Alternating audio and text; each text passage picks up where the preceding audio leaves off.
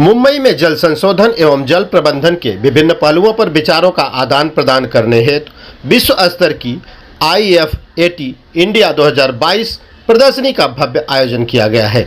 मुंबई के गोरेगांव स्थित Bombay exhibition centre में इस मेले के शुभारंभ कार्यक्रम में 8 देशों के राजदूत यहां पर शामिल हुए।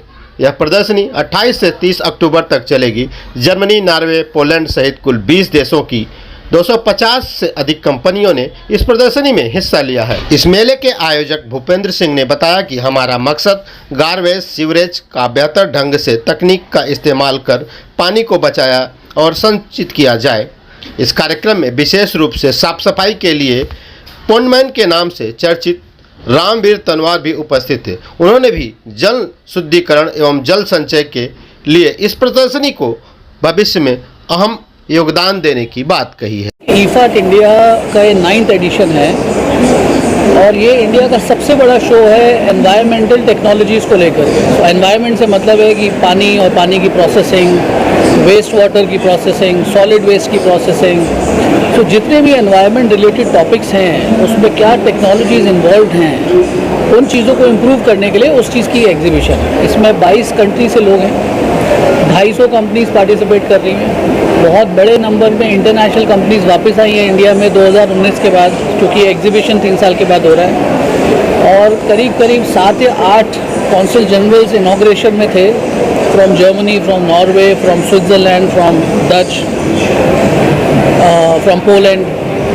और ये बहुत स्ट्रॉन्ग रिस्पॉन्स है किसी भी कंट्री के लिए कि बाहर की इतनी कंट्रीज़ एग्जीबिशन में आके देखना चाहते हैं कि इंडिया क्या कर रहा है एनवायरनमेंट को लेकर के।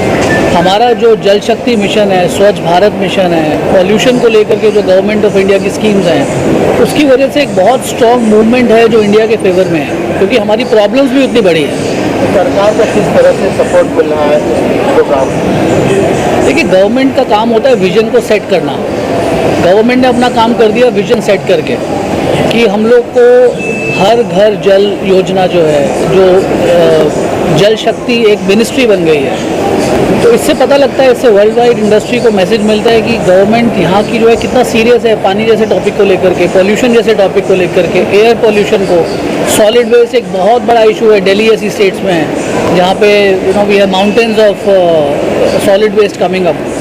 उन सारे प्रॉब्लम्स को फिक्स करने के लिए यहाँ पे सॉल्यूशंस अवेलेबल हैं। उन सॉल्यूशंस को सही लोगों तक लेके जाना हमारा काम है। एज अ एग्जीबिशन कंपनी हम लोग चाहते हैं कि जो सप्लाई साइड है और जो डिमांड साइड है, प्रॉब्लम साइड और सोल्यूशन साइड, इनको कैसे मिलाएं, तो वो हम IFAT के थ्रू करते हैं।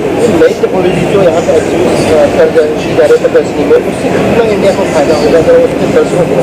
देखिए, बहुत फ़ायदा होगा। आज की डेट में अभी आपने सुना होगा जो पॉन्डमैन है, वो क्या करते हैं कि जो भी जहाँ पे भी कूड़ा इकट्ठा हो जाता है उसको क्लीन करके वहाँ पॉन्ड्स को रीस्टार्ट कर देते हैं, तालाब को ज़िंदा कर देते हैं।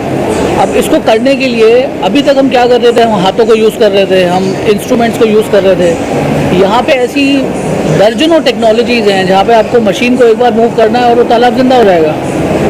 तो ये पहले नहीं था हमारे पास, अभी है। उसी तरीके से एयर सोल्यूशंस को लेकर के हमने एक और टेक्नोलॉजी डिस्प्ले की थी यहाँ पे, एयर टू वाटर, कि आप हवा में से पानी सक करके पीने वाला पानी बना सकते हो बहुत कम टाइम में।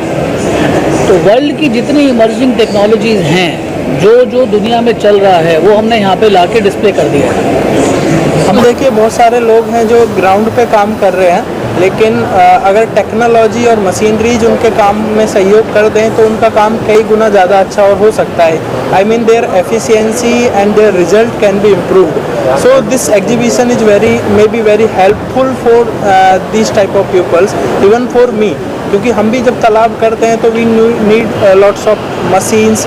और कई बार ऐसा होता है कि हमको 2 साल बाद मशीन्स का पता चलता है कि अरे यार, 2 साल पहले जो काम किया था, अगर ये वाली मशीन होती हमारे पास तो we could do better. So this exhibition is very great for them. तो उसमें बहुत सारे तालाबों को फिर से पुनर्जीवित किया गया है। और लेकिन हमारे पास इंडिया में मुख्यतः उतनी अब ज़मीन की बहुत कीमत है कि हम नए तालाब बनाएं। तो अब हम गलती क्या करते हैं कि हम नए तालाब बनाने की कोशिश करते हैं और जब तक पुराने वो डंपिंग यार्ड्स बन चुके होते हैं।